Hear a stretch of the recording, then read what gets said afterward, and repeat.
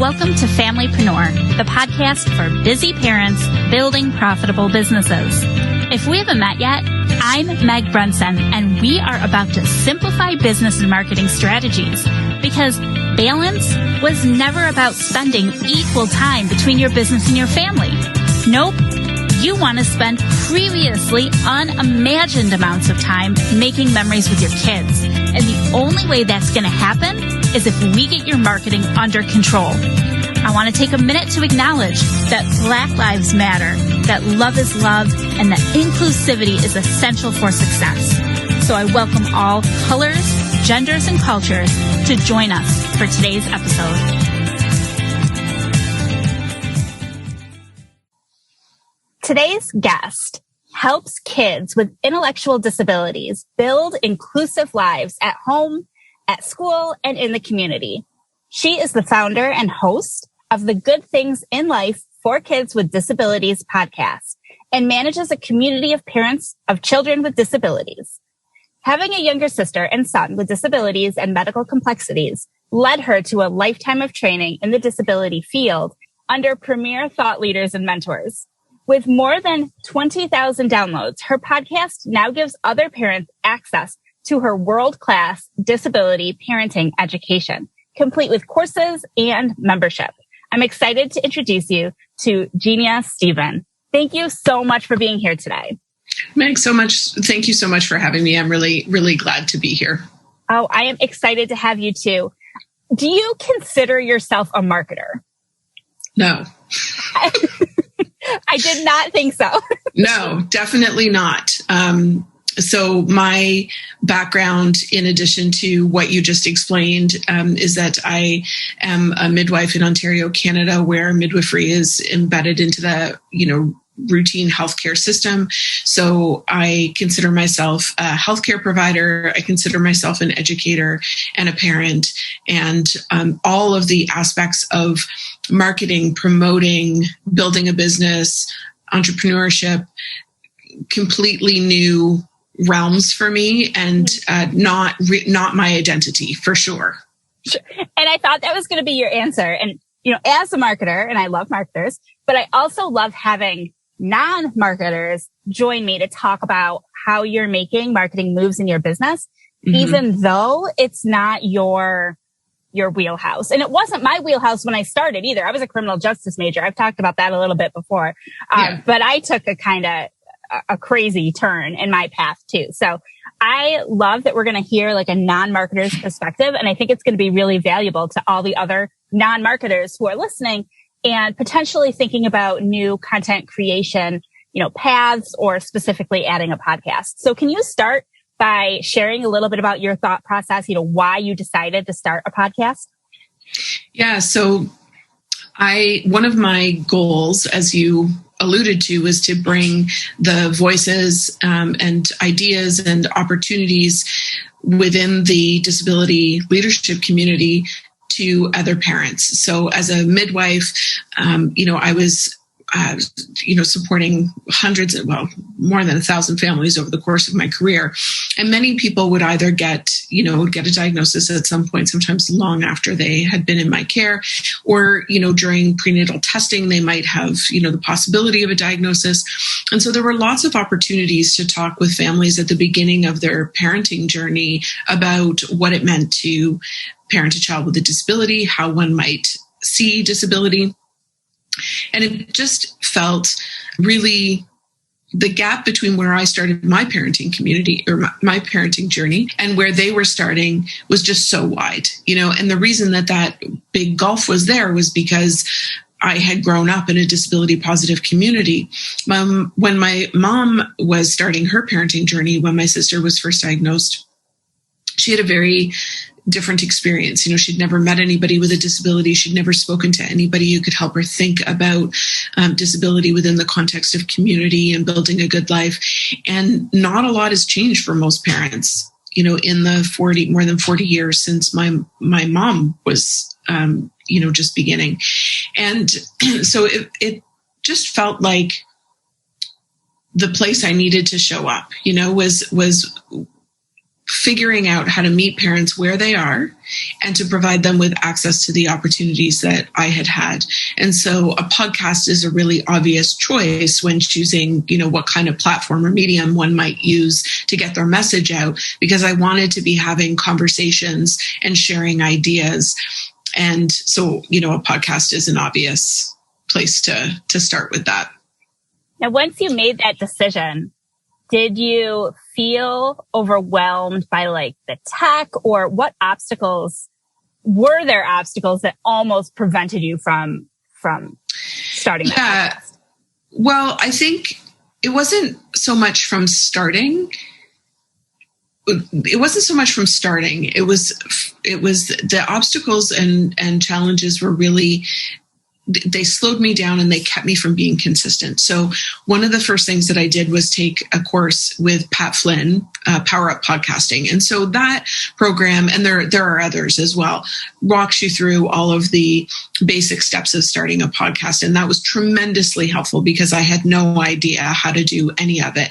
And so I was able to sort of put the pieces together around, basic tech choices. What kind of microphone do you need? I'm not using it today, but what kind of, what's a good microphone? What kind of platform do you need? And what are the basics of getting, things like show notes out and, that kind of thing. So I had all of that in place, but I listened to all kinds of podcasts, and some of them are really sophisticated, in their editing, in their sound quality, in the music, in their intros and outros. And there's all kinds of really lovely editing that goes on to make it, a really refined and sophisticated experience. And I started there with my sort of expectation that that was where I needed to start. And part of that was because people with disabilities in our society are so devalued, and I didn't want to kind of have a crappy user experience that then reflected on, on the people that I was talking about and with. So that was like a big challenge for me. And I just couldn't keep it up. I didn't have the financial resources to hire it out. I didn't have the personal experience or time to make it, make it that high end. And so slowly over time, I started just taking layers of complication out.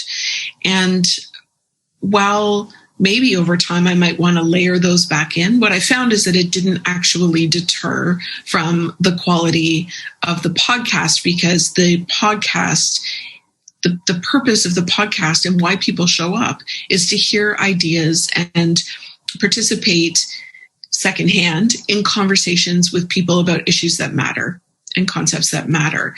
And so that is not complicated, from a tech or production perspective.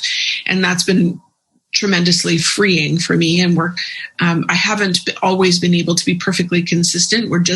I'm just over 2 years in, and we're almost, I think in 2 weeks or something, we'll be publishing our 100th episode. So I've missed times here and there. And I do think consistency is key, but it's kind of like a diet. If you binge one day, the point is just to not say, okay, well, I'm no longer going to try to eat healthy because I didn't once, right? The point is to say, okay, well, I'm going to make a different choice and move on and keep going as you move forward. Not that I'm trying to promote diet culture. I'm totally not, but consistency is important. Showing up for people is important, but there's definitely some flexibility there, and all is not lost if you can't show up. If you can't show up consistently every week. I'm recording this in a family meeting room off the waiting room of the intensive care unit where my sister has been living for the last 3 months, and I've been living with her mostly full time here as well. And when she first got sick and was admitted, in addition to the just the strain of that, the stress and strain of that, I couldn't really figure out how to make the podcast continue to work in the hospital. And it's not like I had months of material batched in advance. That's still a goal of mine, not something I've achieved yet. So I had to take a break. And when I came back with a, 2020, this behind the scenes, this is what's been happening in my life episode. And and I'm getting tons of response to that, and people, I think, appreciate and can relate to the human on the other side of that podcast. And so that it's not the end of the world, I guess, is all I'm saying. Yeah. And I have been through similar things when we first launched. And we were just talking a little bit before we hit record, but when we first launched in our RV, we've been RVing 18 months. And I thought I was going to be Superwoman, but there were a lot of issues in those first couple weeks or couple months of full-time RV living. And I just dropped the podcast. And then it was like my mic. I took the same course with Pat Flynn. Now I'm wondering if that's where if we connected in there. We've connected for a long time, but yes, yeah. I had like the mic and all the things he recommended, but I couldn't make it work in the RV, and it all discouraged me, like you, from showing up. But you can always come back. So I love that you pointed out that that's not, a killer, that you talked about being just honest and upfront with your audience. Those are also values that I believe in. People are people, and your audience kind of expects that. Now I'd like to talk about, so you started with all the fancy stuff, which I can relate to. Once you started peeling things back, what would you say would be like the basic necessities for somebody who wanted to get started right now, but like we don't want to put them into that same trap of trying to create this super produced thing. So what are the basics? Right. So the basics are you need to have some sort of audio device. So both you and I are using just regular old phone headphones right now.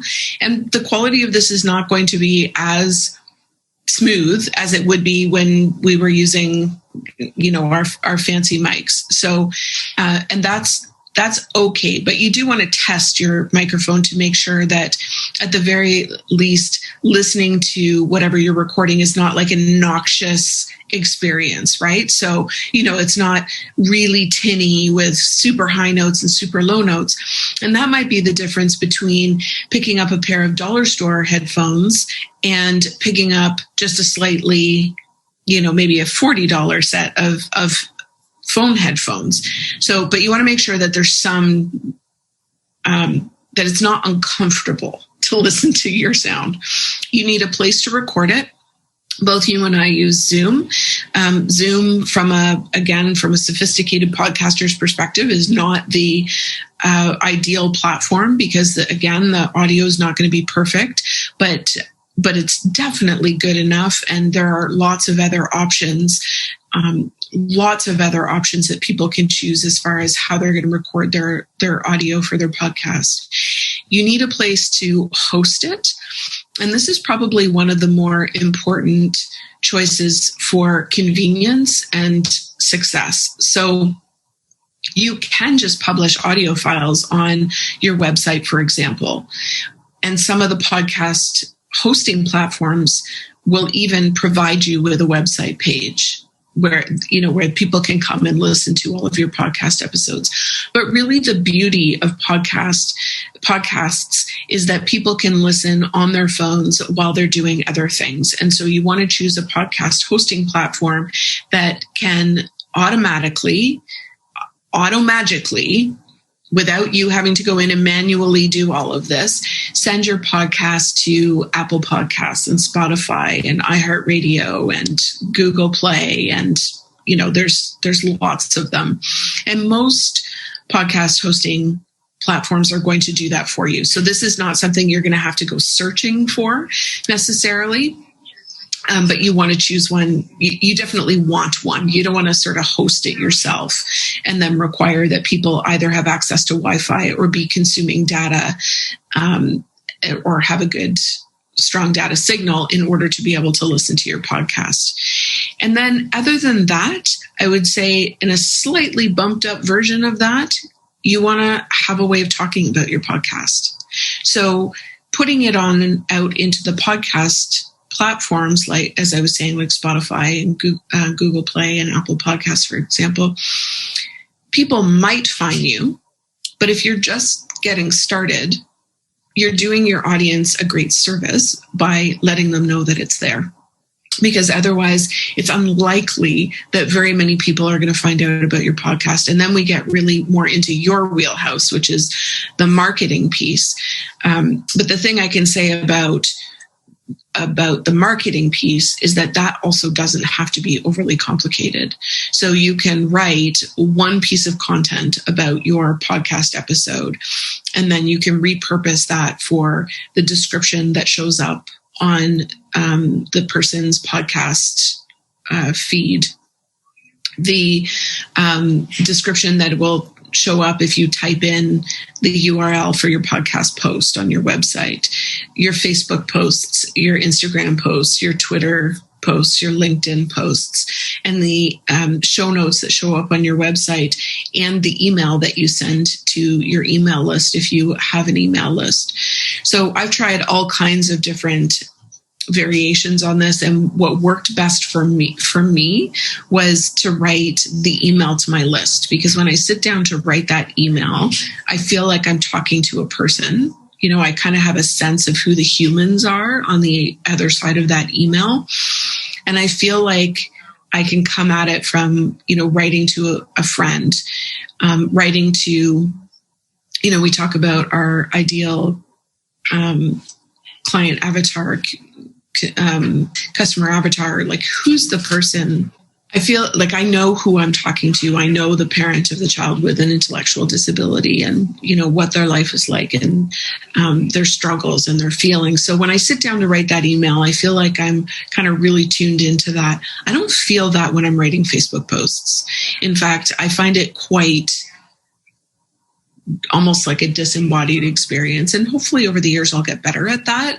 But right now I don't. So what's worked well is writing that email and then using that really kind of authentic, from my heart email that I send out to my list about the podcast episode, and then using that to repurpose for show notes and descriptions and social posts. And now I've moved towards getting some help with that, which is also an option if you can afford it.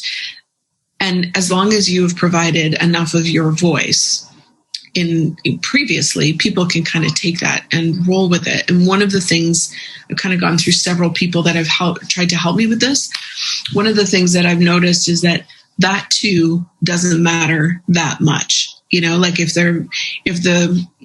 you're getting a podcast email or description or show notes, and it's not perfectly in your voice, or the heart of the matter isn't perfectly portrayed, that's not ideal, but it's still not the end of the world. Particularly for podcasts, people want the conversation, and they get that in the podcast. And really all the rest of it is mostly just tweaking them to the fact that there's a new episode, this is what it's about, and here's how you can access it.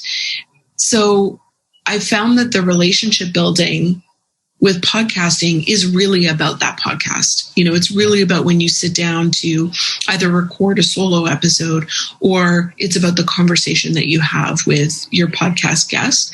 And the rest is less powerful as far as the relationship building with your audience, building that know, like, and trust, and delivering the true value that you're trying to deliver in your podcast. I love that you brought that up. I will tell you that over the past couple of years, I have tried all the things. We've done transcripts. We've done detailed show notes that are written like a blog post, 300 plus words. We've done detailed bullets with timestamps.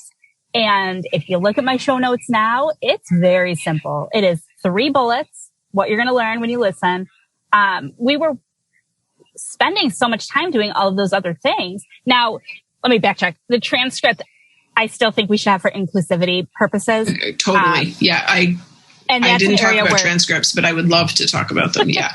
That's an area where I am falling flat still, is I don't have the transcripts yet, but it's on our plan.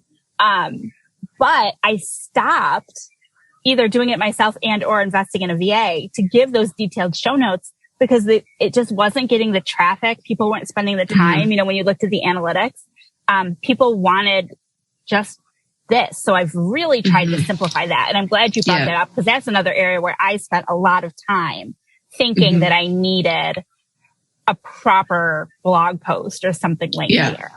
Yeah. I mean, we're not the New York Times, and we don't have to be.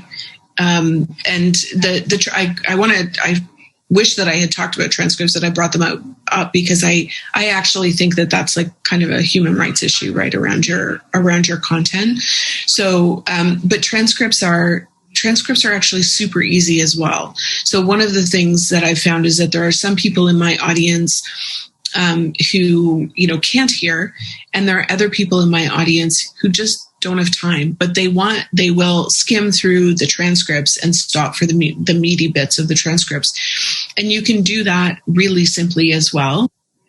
So there's lots of free options around creating transcripts, one of which is otter.io, which is an app. I'm pretty sure it's a desktop application as well. And you basically play your audio and it transcribes it for you. So I find that a challenge, because I don't want to have to replay my audio to get Otter to do it. I have access to other software that will do that for me, and works and is also free to me as part of something else I subscribe to. My point is just, you don't have to make transcripts particularly complicated or expensive. And the cleanup of transcripts is something that you can spend a lot of time and money on, or you can go in and look for stuff that just doesn't make any sense, and then fix the stuff that doesn't make any sense and let the rest go.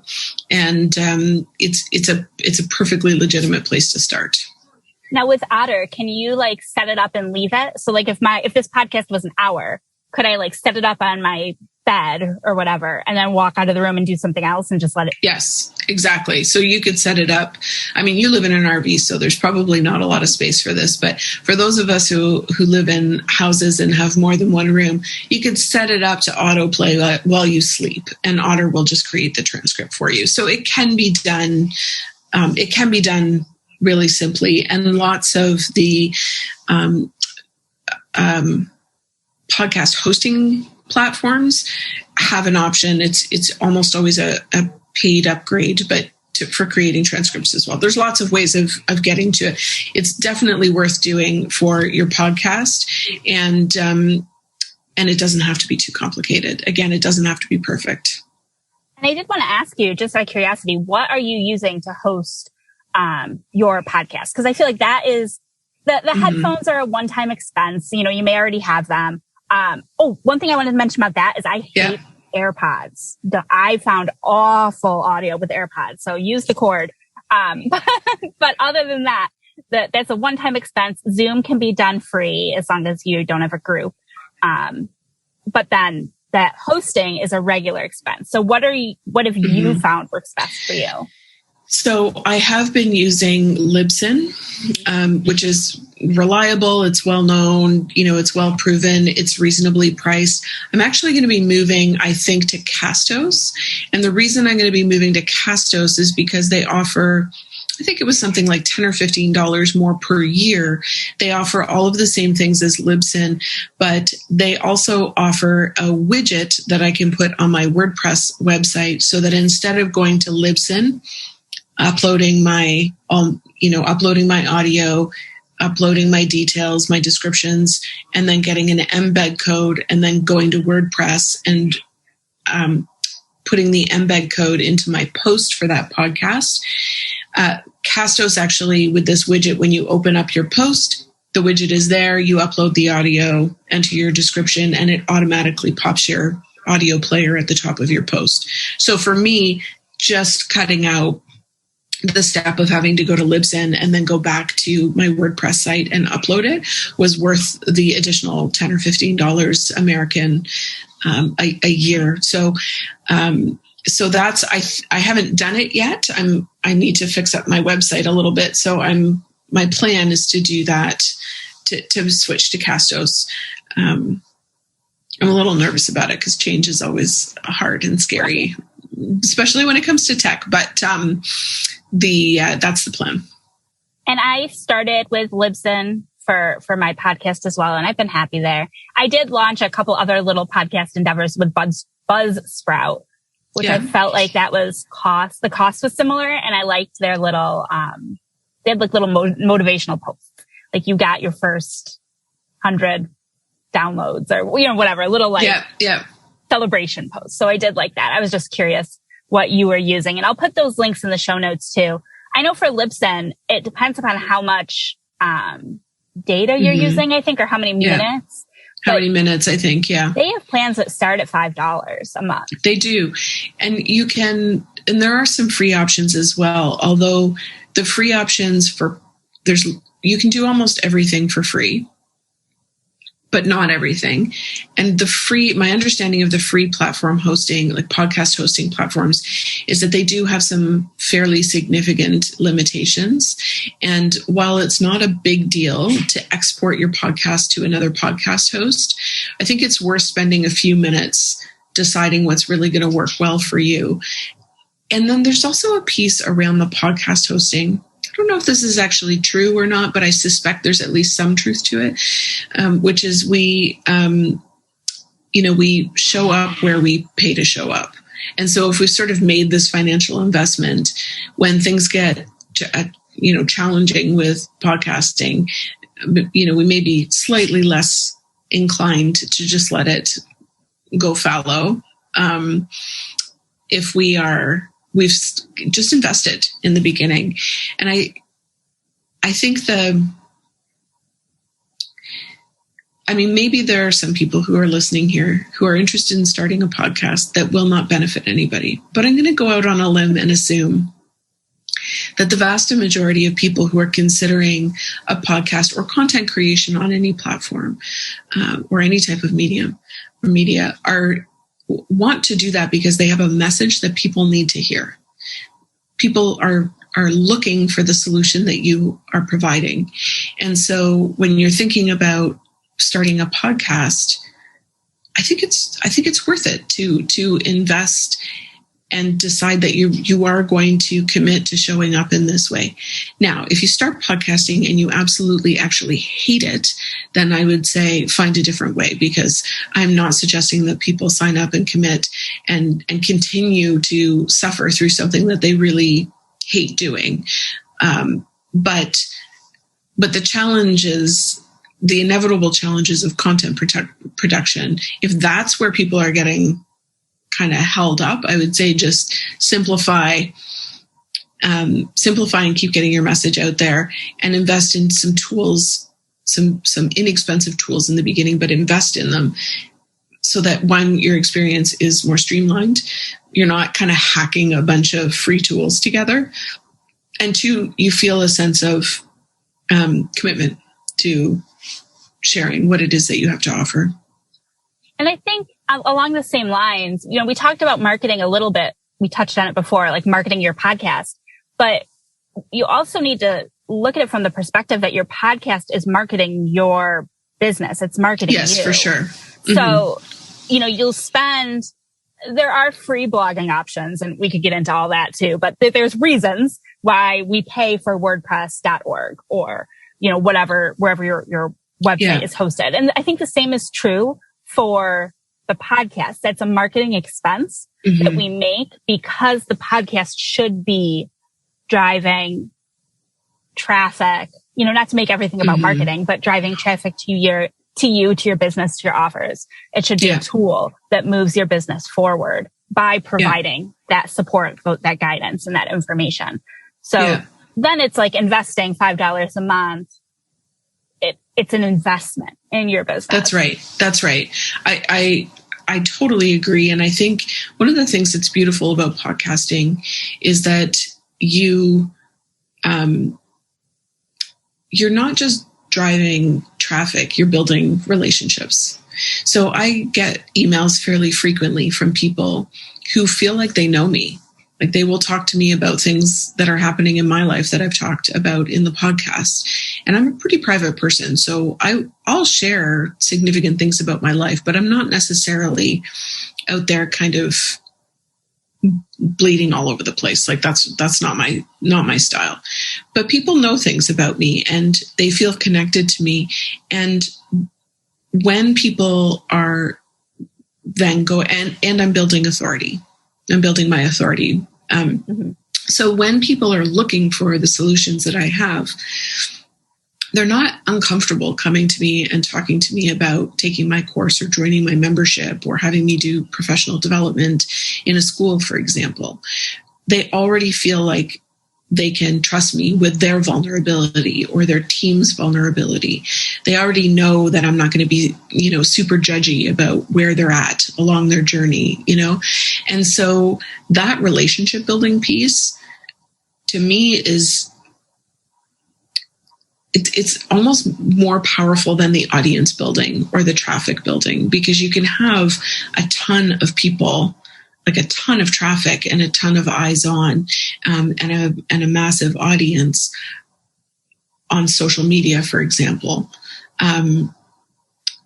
But you're not necessarily building the depth of relationship that's possible when people are hearing you, for 20 minutes to an hour and a half every week, and they're hearing these conversations that you're having. So that's been a really powerful driver in my business. Yeah. And also just the guest to host relationships. Yeah. I've gotten on phone calls with people that I would never be able to get on phone calls with. There are people that, I don't even know if money would get me a phone call with some people. Yeah.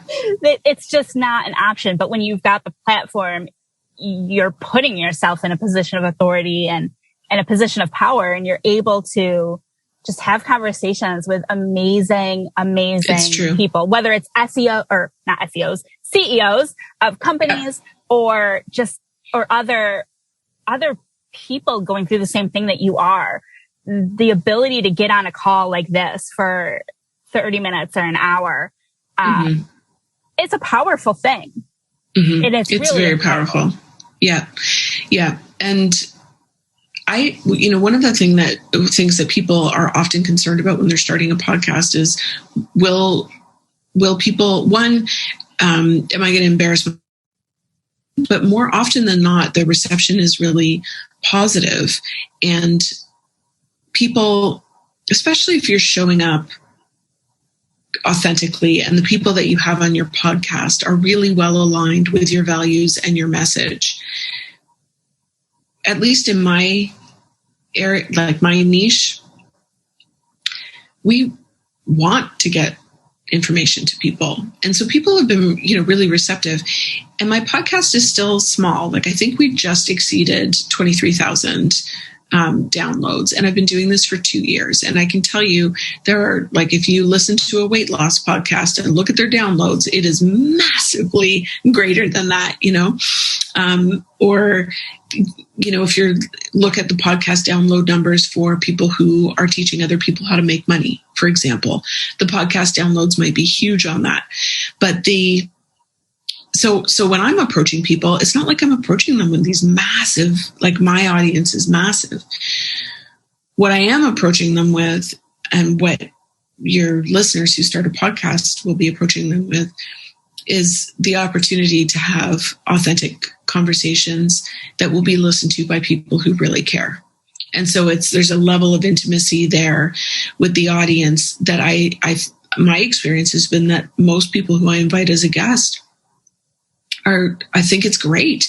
They're like, wow, like 1,000 people are going to listen to this in the first, X number of weeks after we produce it. Wonderful. Like, when was the last time I spoke on a stage with that kind of audience, right? So especially right now. Yeah, exactly. Especially right now. Right now is a great time to start a podcast. But I think, I don't know, maybe your listeners won't be feeling self-conscious about inviting guests, or self-conscious about having their own solo episodes, and thinking, having the people perceive that it's small. There's an expression I'm looking for. I can't. Small potatoes. That it's small potatoes, but actually, it hasn't been my experience that that's been a big deterrent. Do I want to grow my audience? Of course I do, but I haven't felt haven't experienced people thinking that I'm so small potatoes that it's not worth their time to be a guest.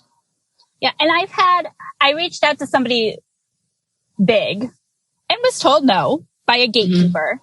Mm-hmm. But I also kind of knew reaching out that it was going to be a slim chance that they were going to say yes.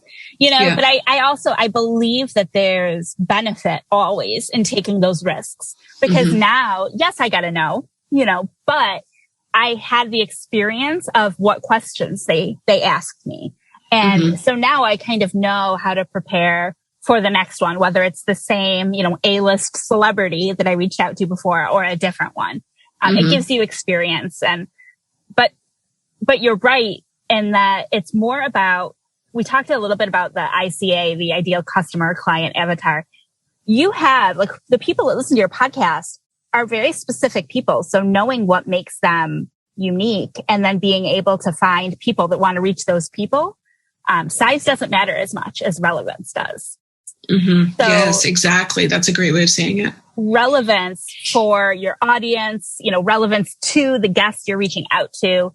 And I mean, we could have a whole episode on guest outreach, but I would just say personalizing that communication. There's nothing as a host that I hate more than getting a pitch from somebody who clearly doesn't know me, clearly doesn't know my audience, and they're just trying to get on as many podcasts as possible. Yeah, it's really gross. I reached out to Temple Grandin, who is, there's a movie with Claire Danes playing her, and she's prominent in the cattle industry, actually, and she's also prominent in the autism world. She's controversial in her views for sure. But I reached out to her and she said yes, and I was shocked.